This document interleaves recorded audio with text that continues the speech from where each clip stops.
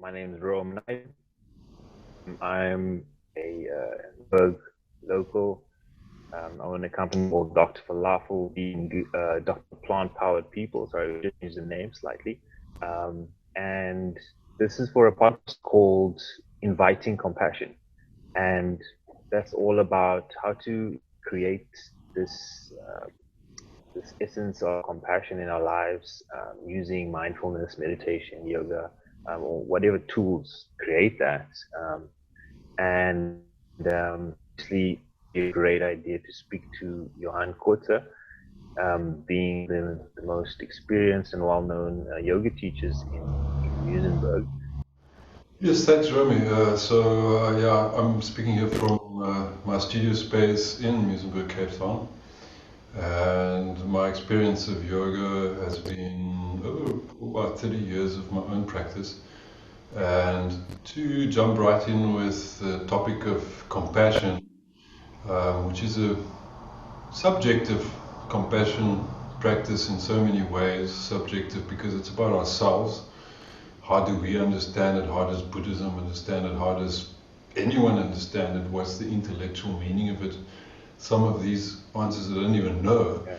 But I can say that, just off the cuff, that one of the aspects that got me to start yoga, and the first time I experienced yoga, I was on my own and I taught myself from a book. I had an experience of caring for myself. And I felt, wow, this is something I can do to take care of myself in a place where I would say no one else will. Not only because you're on your own when you take self-care, but it's only you that can relate into that self. So I started calling it self-compassion recently, because it's being compassionate to ourselves. So yeah, if you want to respond on that, that would be interesting. Yeah? Sure. Yeah. So I think that's where it starts. Essentially, compassion is such a it's such a vast topic, but it all starts with the self. Um, and when I actually teach compassion, if you can call it that, to medical students at UCT, and we do it in the hospital, actually, at Somerset Hospital. And the first thing that we across is the importance of self care. You know, you cannot have any basis of even trying to be compassionate in an authentic way without just yourself practice. You know, and I think that's beautiful that was where your yoga journey started. Um, for me, my meditation, I started meditating before I learned about yoga, and I'm also a teacher, by the way. I don't know if you knew that. Um, but my first introduction to meditation was through Buddhism. I read a book on Buddha, and this idea of compassion just like stood out to me. And so I got the tattoo, which is the Om Mani Padme Hum. All And right. at the time, my understanding of it was that my understanding was that it's a mantra that you say in order to help you instill compassion in yourself. I didn't know what it was, the standard. I thought the picture was really cool at first. I was like, okay, let's do it. The idea of compassion. And that's where it started for me. So compassion was like the first thing that got me on the path to self exploration, you can say. So yeah, Yeah, so I don't the know if that responds to what you yeah, said, but that's an interesting response. So another response I would give right back is that, so there's that aspect of learning a technique, for instance, with ourselves that we can practice. It could be drinking a glass of water, or caring for my body. It could be doing a yoga practice. So it doesn't have to be complicated, and in fact, it actually helps if it's just simple. And the other thing which you specifically mentioned there, so I was inspired by yoga, but one could be inspired by reading a book about Buddha or a spiritual teacher. And then there's that aspect of inspiring or being inspired. So if you walk down the road, you meet another person, and you look happy, then a person, an onlooker, will look at that and go, I wonder why this person is happy, or that person is happy, or he is happy but I am not. So when we see these, we become aware of them. And then maybe that person observes you picking up a piece of paper. That kind of lead by example stuff where we say, let's pick up the trash on the beach or help a little old lady across the road, that kind of thing. And then that kind of transmits compassion. And it's actually a technique. So we were taught that example as small children, that if you see a little old lady, then you can help her maybe carry a shopping bag because she's not managing. So we were taught that at school, or our parents taught us, or our grandparents taught us, or something said like, be helpful, be compassionate to others. Because you, as a child, you ask, why? Why must I do that? I want to play. I don't want to help granny. Be nice. So these are the things we have to learn. It doesn't fall necessarily out of the sky. Although human beings may think that we have a tendency to kindness, for instance, which I think in many ways we do. But at the same time, there's a learned aspect, a learned behavior aspect to something like compassion. And I really like to call it compassion. Why don't we just say compassion means I'm actively having compassion. Cool. I'd also just possibly like to just speak about how we decided to do this, because I don't think people have really a background. So myself and Johann haven't really had a really brief encounters, actually. My doggy. We had a brief encounter at the beach, twice at the beach, actually, at sunrise. And both times we didn't really speak, but I just, the second time that I saw Johann, I just observed his energy once again. I was there with my family, with my daughter and my partner, and I saw Johann doing some yoga on the beach, running around, took a swim, and he just kind of came really close to where me and my family were sitting, and asked if he could put his t-shirt down, and this was during like the first day of lockdown, I think, or just before lockdown, right? Just before lockdown. So people were staying away from each other. But Johann decided to come and put his t-shirt there, and I guess you can tell us about why you decided to do that. But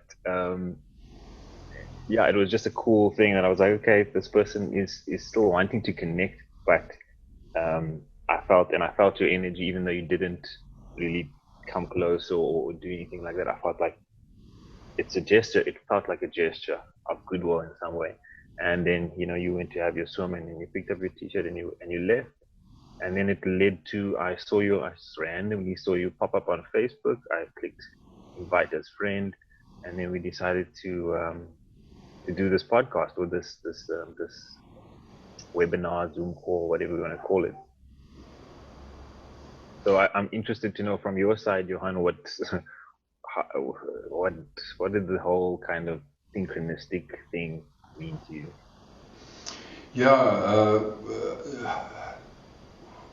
I'm fairly esoterically minded. That's kind of how my head works. So I make connections on what you're talking about. It's also a feeling basis, and to refer to the situation you were talking about, it's the impression that it leaves that it really matters, that impression. So I recall wanting to go for a swim and then seeing you guys, and it looked like an attractive picture, in other words. So that was one thing, that was one part of the connection. And then so attractive means that it's attracting one. Yeah. So, you know, if we are open as a person, and you're standing in the road and somebody walks past and they go, I don't know where I am, I think I'm going to ask that person. Not because you're the only person, but because we choose who we're going to ask, you know. So we either ask somebody that we think we can trust, like a policeman, or like a guy that has a T-shirt that says directions or something. But essentially, it's important that we create, perhaps idealistically, I admit, a beacon, an image for ourselves that we are a place of compassion. So you're not going to ask somebody about compassion that clearly has no compassion. So we turn to the Buddha because he has the image of compassion. We turn to Jesus because his message, his teaching was compassion. So we turn to God because we say that God is love, for instance. So if we want to share compassion, then we need to at least be able to turn inwards and look at ourselves and ask ourselves, are we the beacon of compassion? Am I lovable? Am I loving? And those two, they're so close. Like, you know, do I care for myself and not others, or do I care for others and not for myself? So there's the self-compassion and the other compassion. And then to come back to the impression that we had on the beach. So the first time I met you on the beach, and the second time I didn't realize it was the same person until afterwards. Which is also a whole interesting point, because it has nothing to do with whether you look at the Buddha and you go, that's the Buddha. Because remember that a person that's never seen the image of the Buddha wouldn't know that statue in my studio is Buddha, or they wouldn't know this guy hanging on a cross is Jesus and he was crucified. So there's that cultural aspect as well, which is why it's so important to understand that something like compassion is meant to be unconditional, which isn't a condition, it's more an energy. And if I see somebody having fun on the beach and looking like an idyllic, perfect picture, and from your side the other way around, we go like, we're attracted to that energy. And then, of course, that has to have coherence with how we actually are, which isn't always the case, you know. So I can get really miserable about something, and then I remind myself, that's an incoherent situation, you know. You got to reach that coherence. What's my technique for that? I've got to go for a swim, drink a glass of water, eat a healthy meal. Otherwise, we don't have coherence. There's the connection, theology, to what are we eating, what's our practice.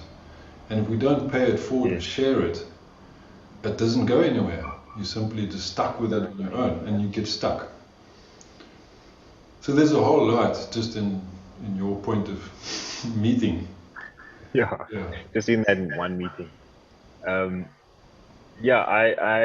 for me, coherence is a very topic that I'm really passionate about as well, and that came about through my, researching compassion, researching yoga, obviously my practice, my own personal practice, having a family, having friends, all of these things, and you learn that compassion is really something that is quite powerful.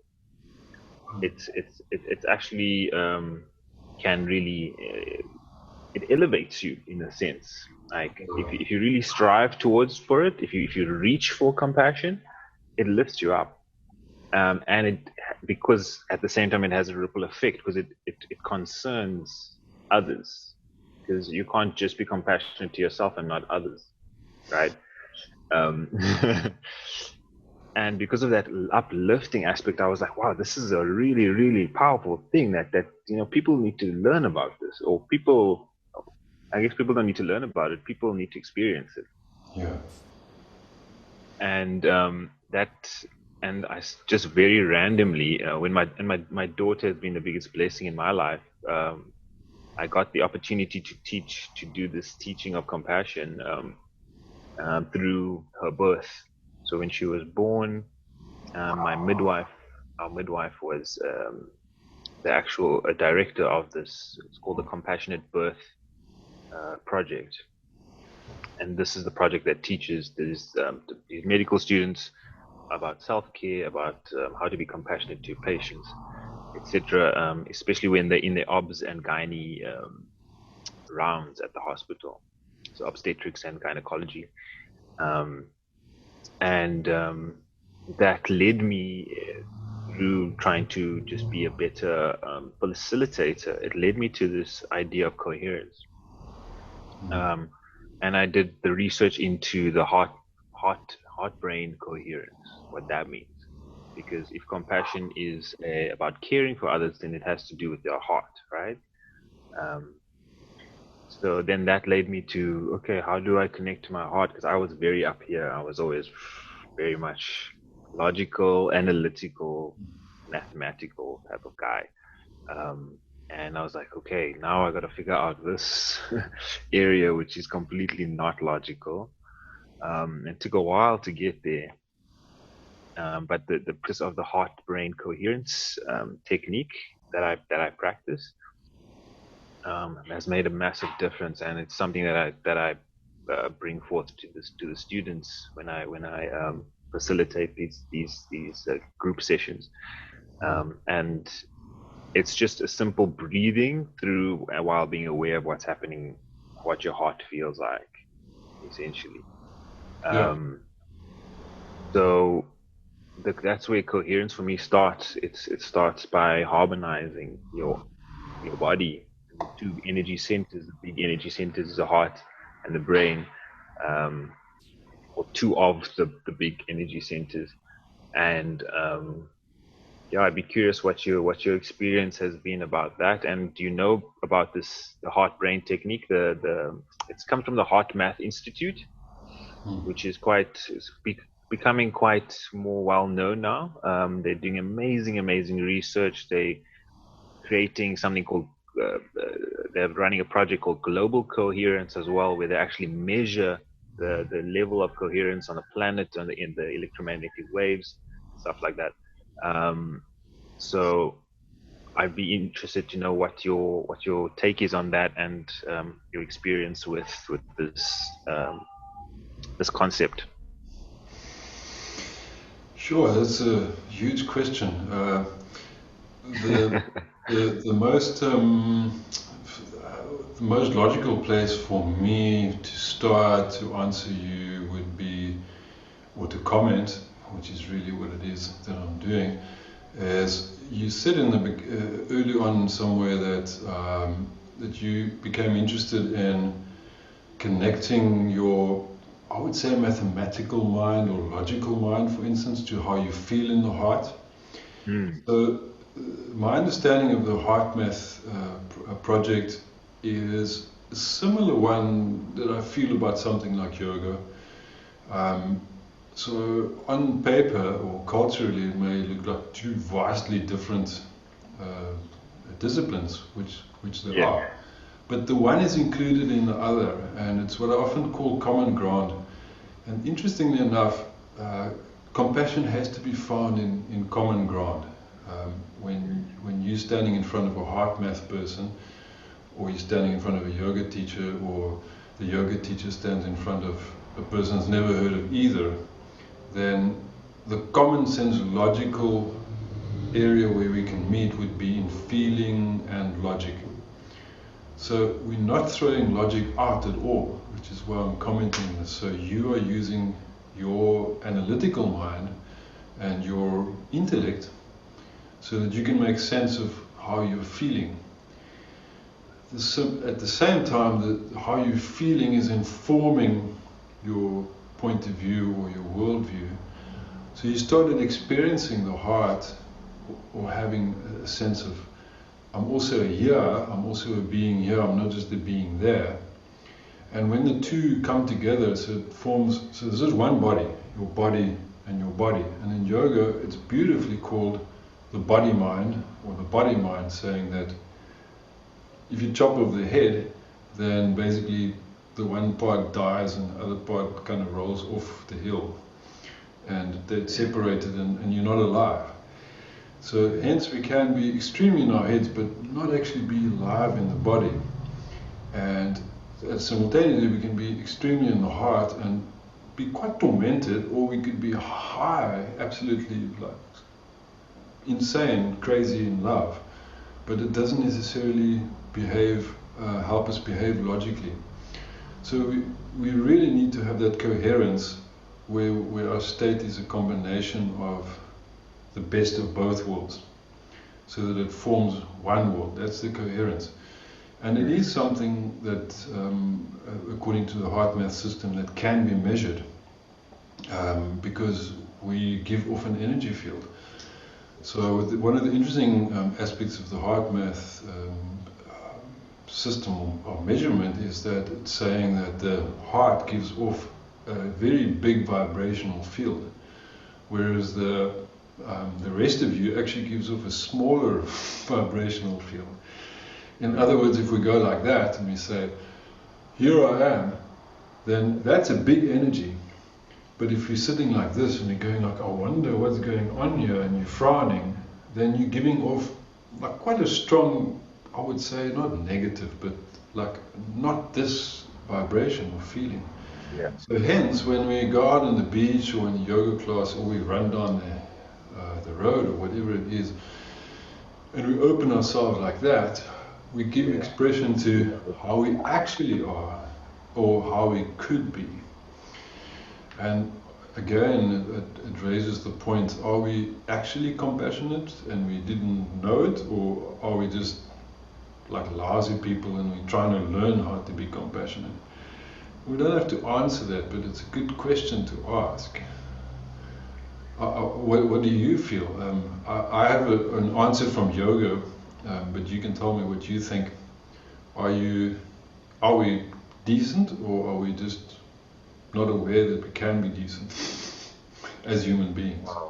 Wow, that's an interesting question.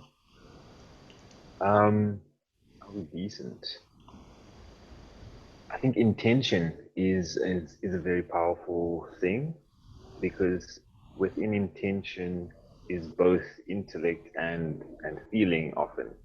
Um, because yeah, we always wanted to achieve something that at the end of the day gives us a good feeling, because there's nothing that is purely mental that is a desire, or as an intention. In my just in my understanding and my opinion. So,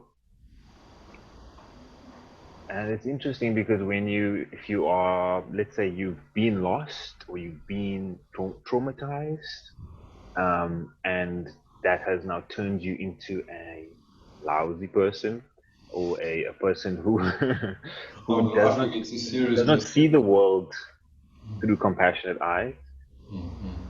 and how we perceive the world obviously completely affects the way that we react to the world.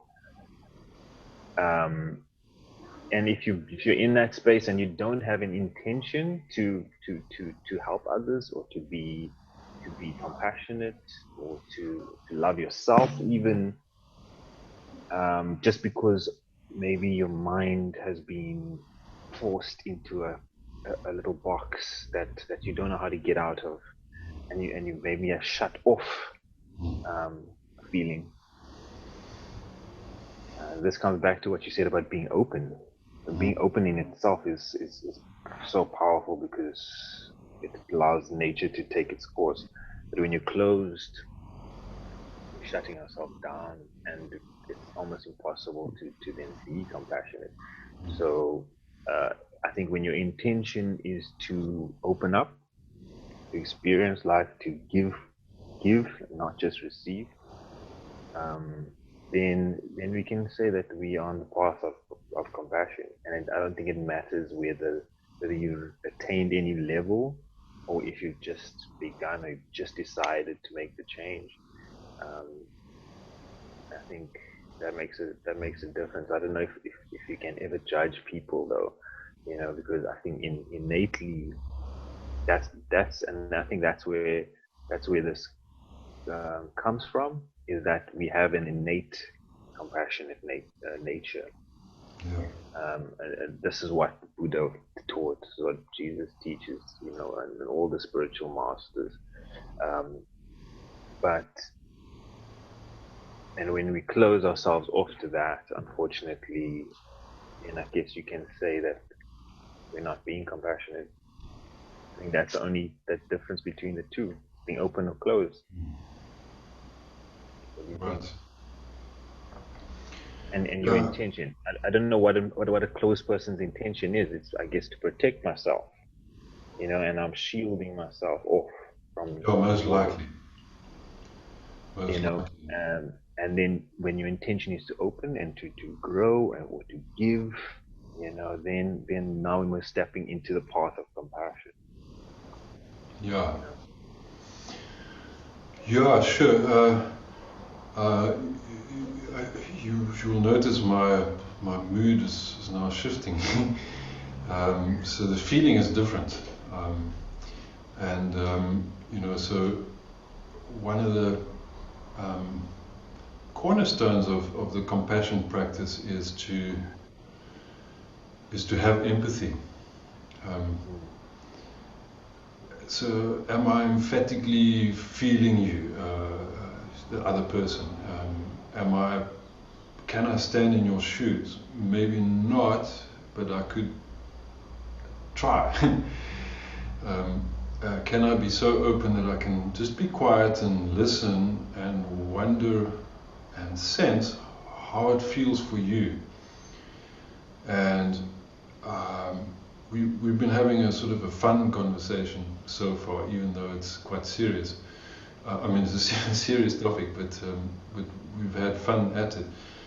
One of the emotional responses that comes up when I do yoga classes and meditation sessions, training sessions, yoga training, all these, because when we touching on these subjects of compassion and empathy and how we're feeling, and we break through the defense mechanisms, it's very emotional.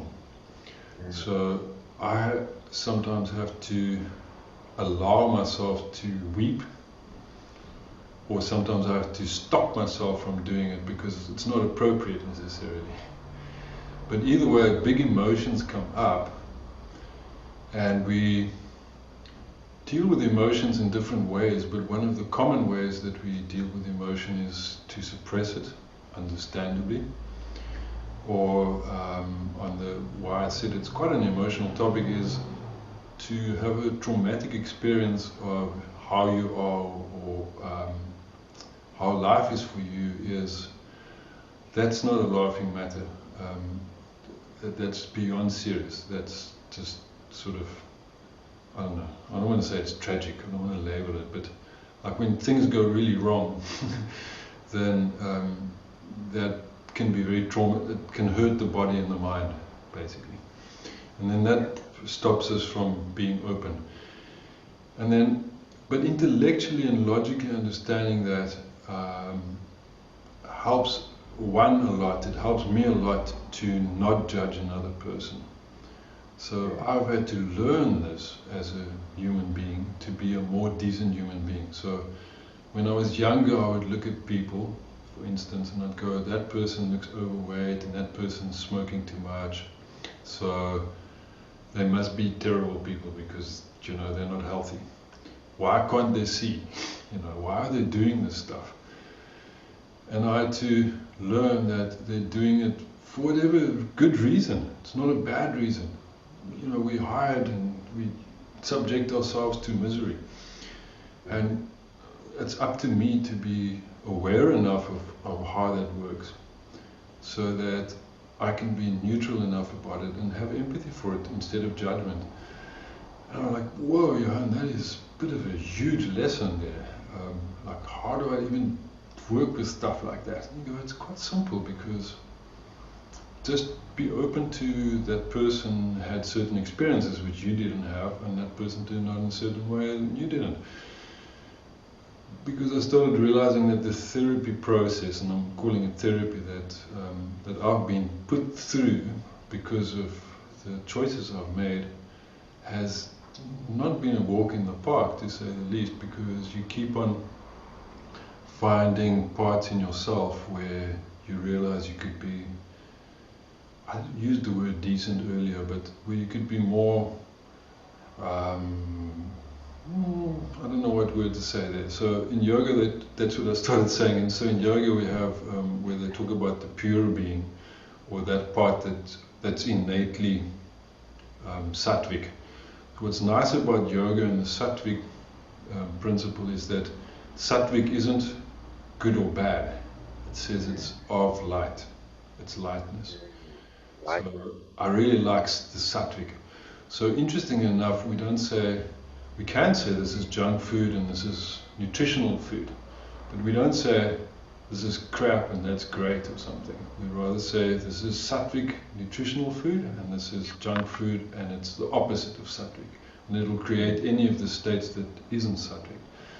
And then you take away some of the I'm good, I'm bad, they're good, they're bad stuff. So there's a certain logic to this, that you're not just naively going, oh, I just want to love everyone and it's so beautiful. Because it's not like that for everyone all the time, you know. I mean, yeah, heaven forbid it's not like that for me, you know. I don't like just wake up in the day and I'm like, yeah, and then it's like that the whole day. That would be kind of insensitive, I think. Like, yeah, does that make exactly. I mean, sense? yeah. I mean, if you look at the world that we're living in, there's a lot of suffering, and that's not something to take lightly or to even to smile about, you know, or to yeah, to take lightly at all. It's a real thing, and that's what I guess the Buddha was on about. It was like, whoa, this suffering thing needs to stop, you know. And that is like the biggest goal that he could ever take on. And to me, it's like, wow, it's so daunting to even try to end suffering. I think the compassion part of things.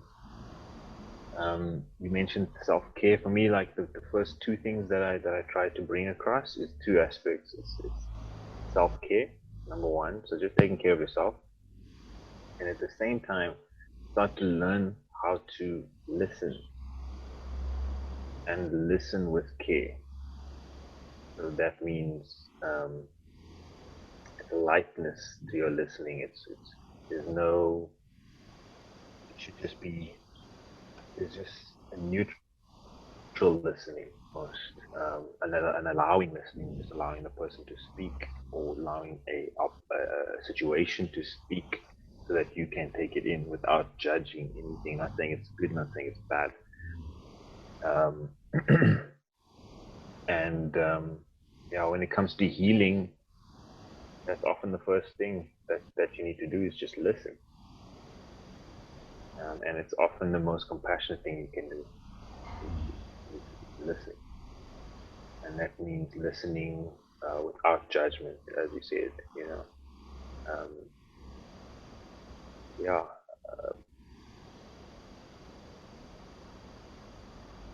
it's deep. It's deep stuff. You know, and in the current climate that we're in, yeah, it really touches.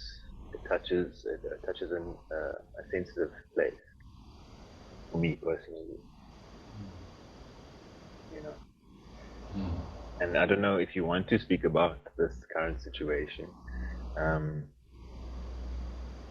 or maybe we can speak about what we've been hearing or observing, and just have you been able to be in a space of listening? Because being a space of listening, pure listening, takes like some kind of a strength, some kind of a courage, um, and a focus, you know.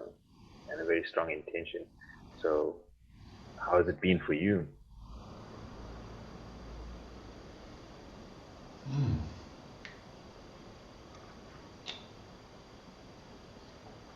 Yeah, the primary awareness that you're talking about has been coming up in this conversation, and we can feel, or somebody that's listening in or watching will be able to feel that there's a shifting mood the whole time, and it's literally a state of body or mind, and or body-mind, because it happens in how we are. So when I think in terms of techniques and the intellectual aspects of our practice, the logic of what is happening, are my ears open? Am I dropping my judgment or opinions?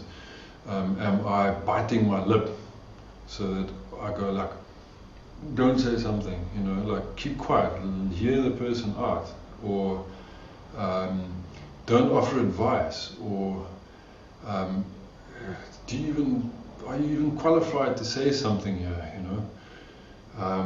so some of that comes up for me automatically, and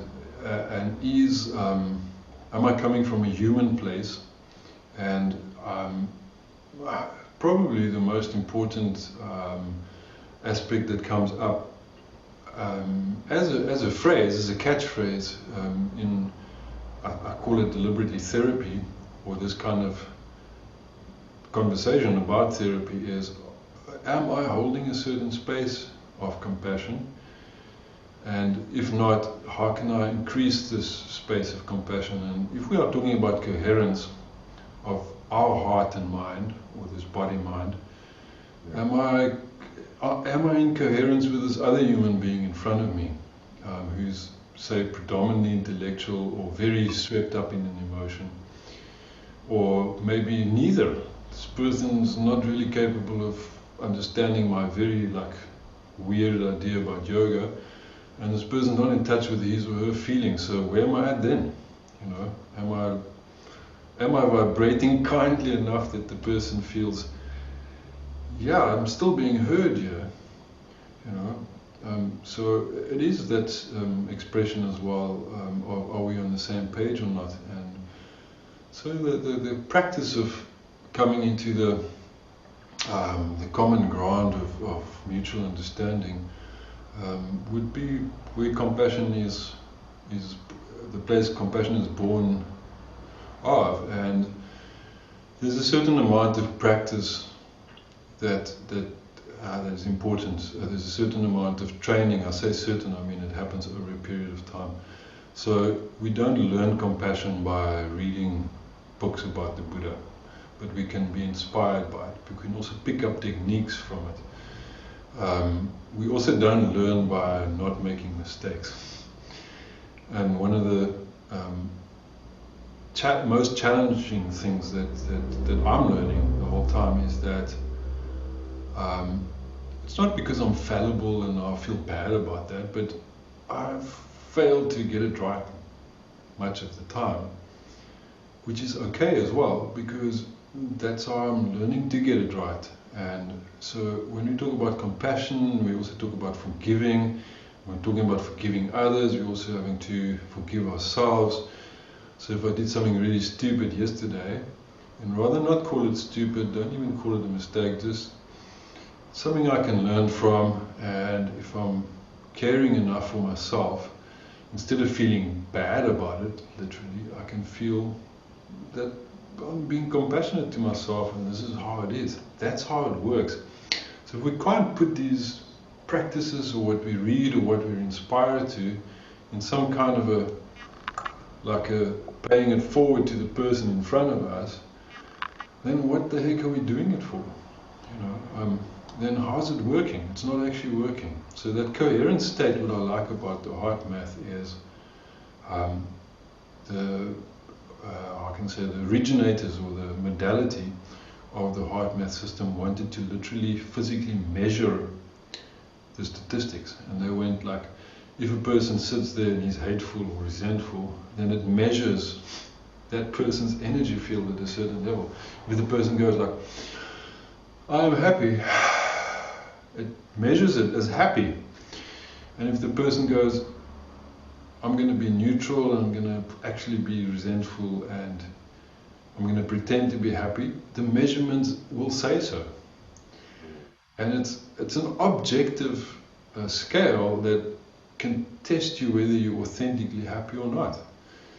And that authenticity is another one of these catchphrases that's like booming around the whole time, or whatever, buzzing around. But are we actually authentic? And what is authentic? Because one person says this is authentic, that's authentic. Yeah, maybe all of that, but or none of that. But the important thing is, are we actually in touch with who we are? And so compassion has to be centered around something that extends to greater than compassion. Simultaneously, if we want to sort of have a conclusion idea about it, we can also say that compassion is what we talked about or opened up, but we're not defining it.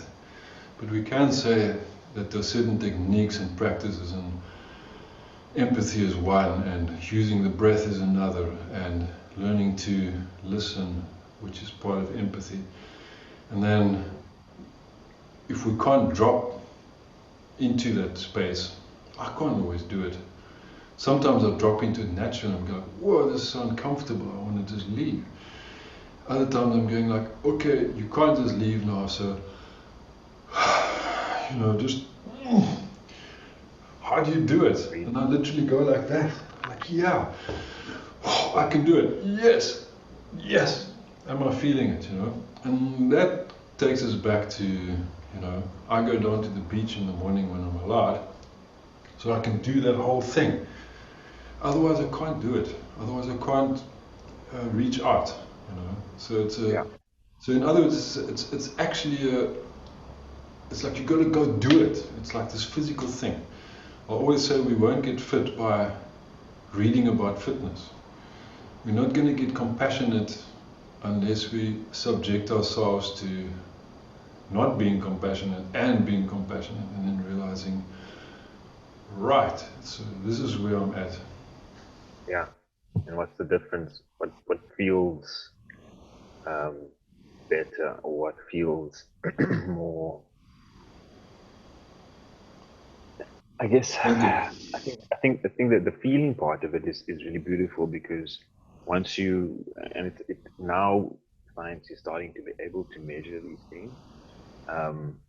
But before, people would just go according to whatever you personally feel, and that's an internal thing, and you can't always see what someone else is feeling.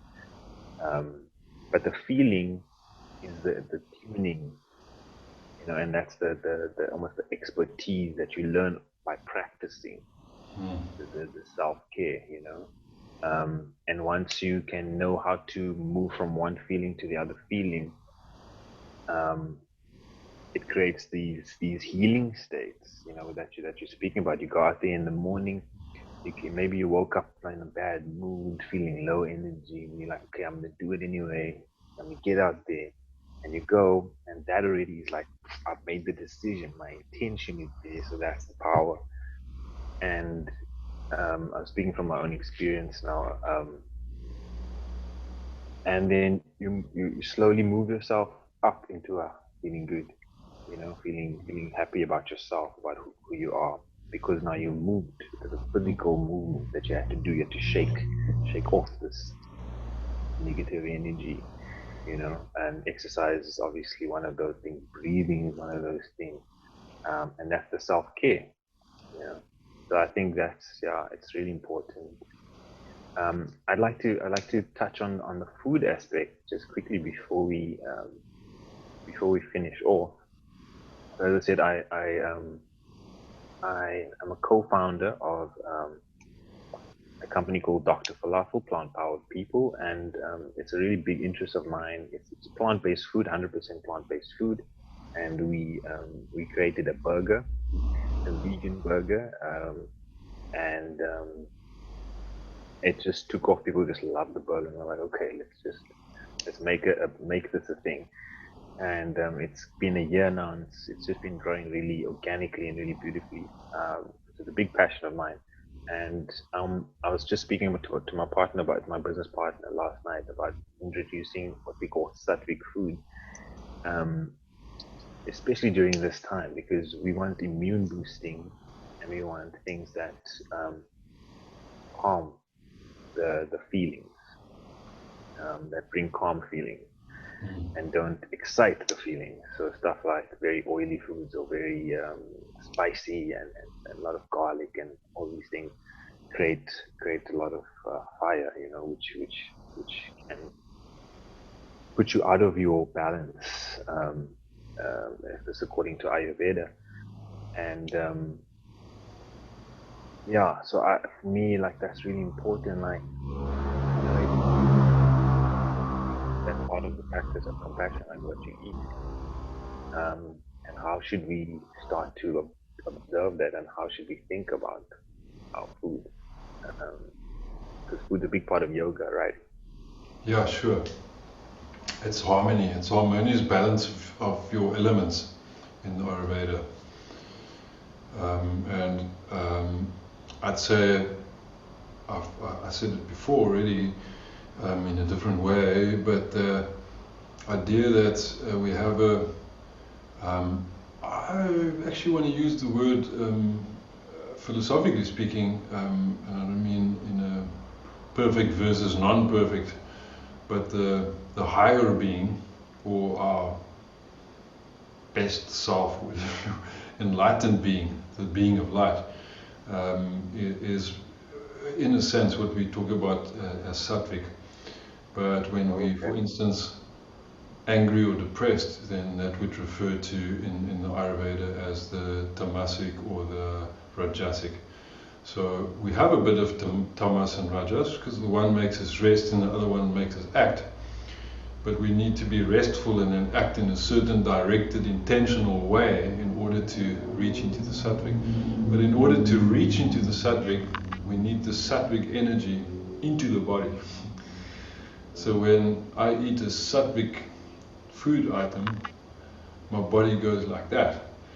But when I eat something that stimulates my anger or passion or resentment, or something that doesn't have that higher living, which is why we talk about higher living foods versus incompassion or uncompassionate food.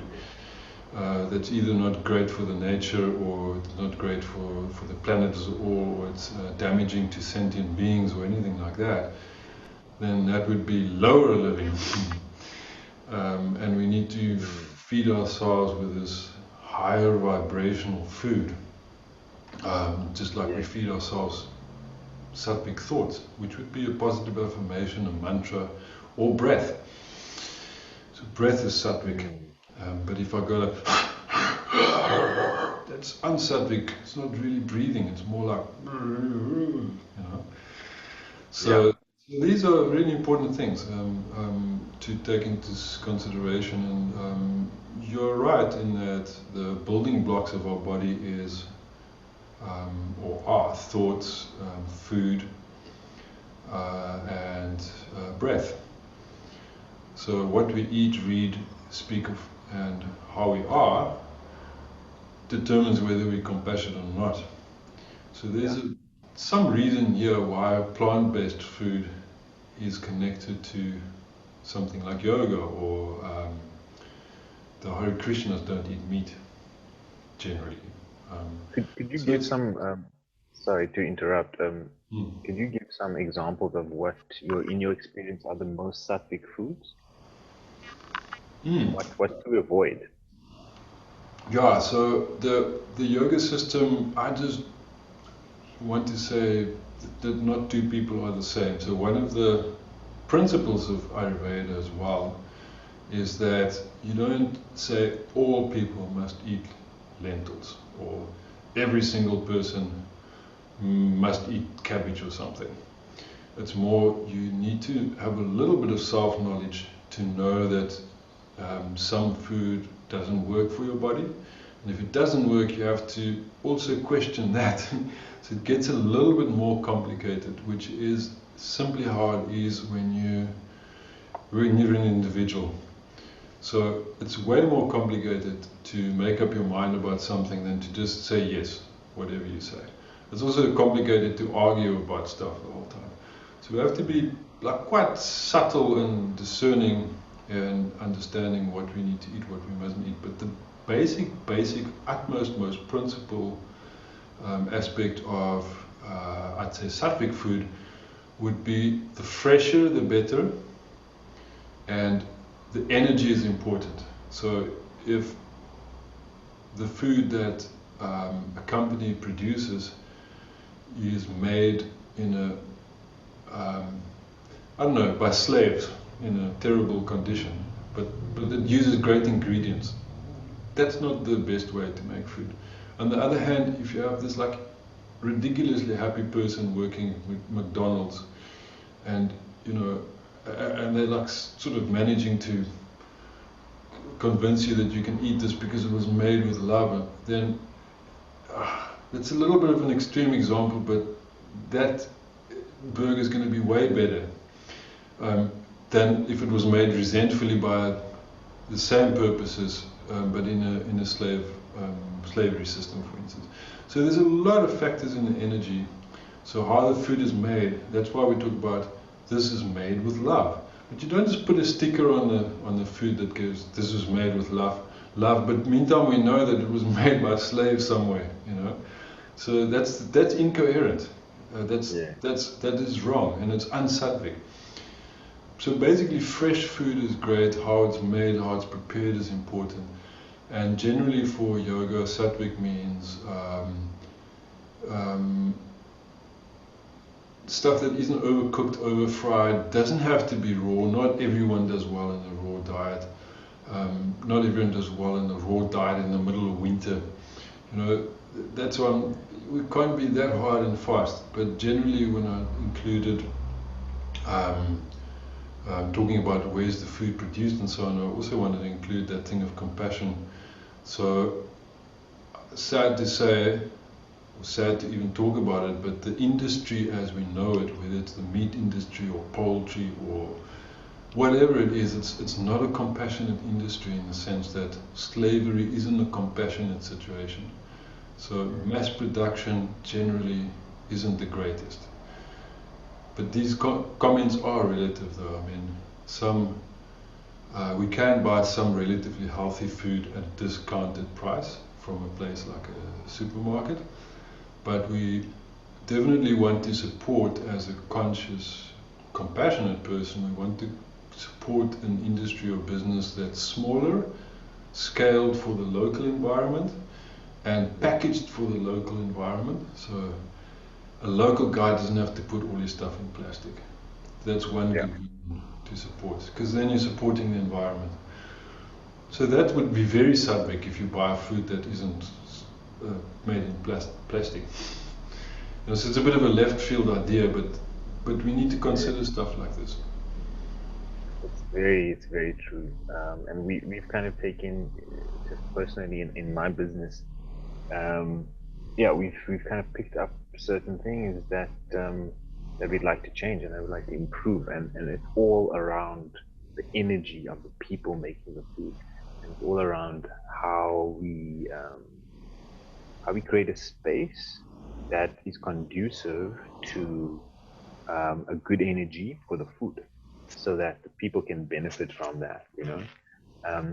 And there's been a lot of trials and a lot of research and things done on, not trials, but research and studies done on these things, like and I don't know how much more time we have, but I reckon we could speak all day about this.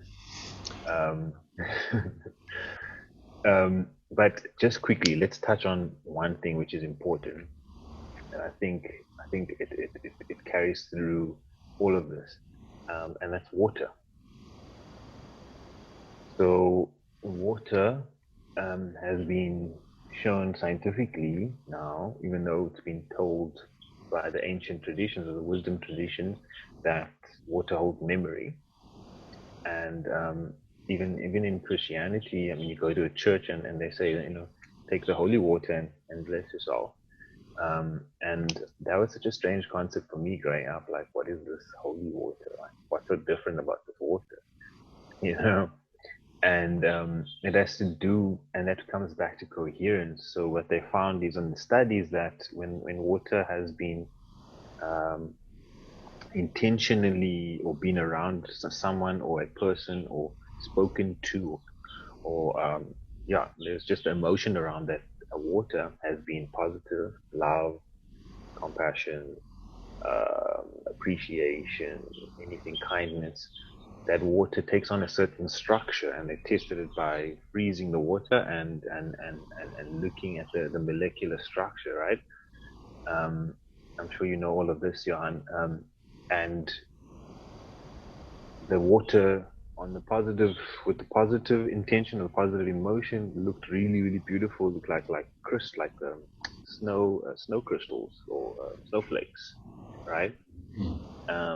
And when it was a negative emotion, the water looked terrible. It was incoherent. It was ugly. It didn't have a good shape to it. And because all food has water in it, and our body is 70% water, the earth is 70% water. Um, do you think that the coherence of water plays a big role in our life that we aren't actually paying that much attention to? For sure. The um, the what comes to mind for me has been a realization I recently had. I've had it before, and yeah, each comment that we talk about that comes up is, I'd say, profound. What I'm saying now isn't profound um, because I thought of it, but when I look back at the thought, which is just how it is, but the fact that I miss it, for me, that's profound. How can I miss something so obvious, and how can I get to understand it and then miss it again? But a profound aspect of that water-based situation is, I was referring to how sattvic food also connects into how is my relationship with food, or how is the relationship of the food producer to food.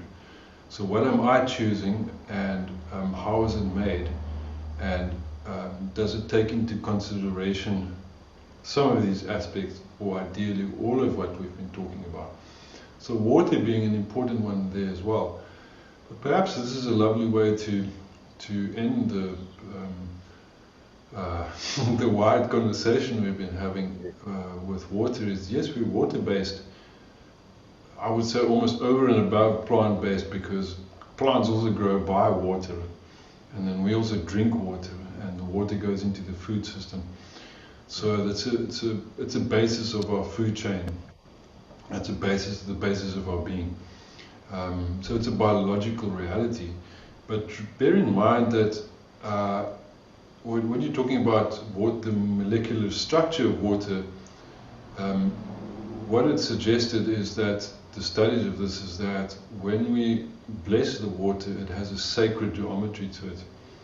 But when we subject the water to negativity, then it has a positive structure, a negative chaotic structure to it. So if I hold a glass of water in front of me and I go like, this is just chaotic, and I send it my chaos, which is easy because we can fall into, I can just go like, no, I'm angry. And with practice, so if you ask me now to be angry, I won't manage. But if you prod me a little bit, I'll be like, yeah, of course, that's anger. Yeah, so now I'm going to just like be angry at the glass. So we basically act out with these vibrations, and we can direct it to our food, our water, and our environment and so on. But if that's a long story, the short of it is that when we bless our water, it's again not me that I'm transforming the water into holy water. It's the energy that comes through, the energy is already healthy or innately healthy. The glass of water I have in front of me has been subject to my apartment piping and city council treatment and that kind of stuff. But if I bless the water, then the vibration or the sacred blessing that I hold the water in transforms the water. And this has been photographed and measured in so many different ways. And you can even feel it. And to be honest, my personal experience of having tested water with a healer who could turn normal water into sweet water without tricking me. I'm like, okay, there's something going on here that I can't deny, because how is this water in a jug after 5 minutes of treatment tasting like spring water? Because the water has been returned to the vibrational source by the healer. Or rather, the energy of the source has come through the healer into the water, because water is very changeable in that way. And that water sits in food, and that water sits in our bodies. So if I'm like, I can be compassionate. Yeah, I'm gonna be compassionate now. Yes, I'm compassionate. Everything else goes away, resentment, anger, and so on. So right now, if I meditate, the water in my body changes to holy water, and I'm changing to a holy man. It's about that simple. Now it's just up to me to, can I maintain this? Can I build on that? Is this a beginning of something? Yeah, but it's also gonna go like that. Yeah. But when we start to see these, that's what I mean. It gets revealed to us as quite profound. And certainly for me, the most profound part of the conversation so far, possibly because I called it that as well, but is having looked at this water being changed and then tasting it now tastes amazing. I'm like, how did that happen? Of course I know how it happened. But somehow, we need to coherently connect the fact that this is happening, can happen, is possible. And likewise, we need to understand that we can be more compassionate. That's you, that's me, that's others as well. And we can inspire compassion. We have to practice it. And it's a bit of an upward spiral in that sense, which is, I think, what you said right in the beginning. How do we uplift ourselves so that we don't go like that? So while we may fall down in the mud, but we can, as a whole, keep coming up, which is a whole different matter. Yeah. Possible That's new beautiful. conversation. I like that analogy of the upward spiral, because yes, when you because start it's off, not just straight up, and within yeah, that and you start spiral, off there as may be maybe it's like a seed. You start off as being quite closed, yeah, and then it gets bigger and bigger and bigger, and the more bigger it gets, the bigger it can get. You can't go from this to that. It's a process, and it's really nice to speak about this to you, Johann, because I can see that you've been in the practice, you've been in the process for all these years, and it's lovely to draw on someone like your experience. None of us are perfect, but all we can do is be on the path and try our best and have intentions. Have a good intention. So I want to thank you so much for being willing and being open to have this conversation with me today. I know it's been really from here to there and there, but I think there's some kind of a divine symmetry that has some coherence in it. some coherence. And hopefully the water in our bodies after this conversation is slightly more coherent, slightly more geometric than it was before. And I think we can hopefully have another conversation like this and take it further and see where it goes. Sure, we can make a part 2. It'll be fun. It's fun. It is fun. Great. Thanks very much. Romy, and good luck Let's with do your that. Sadvik business and the business of being Sadvik.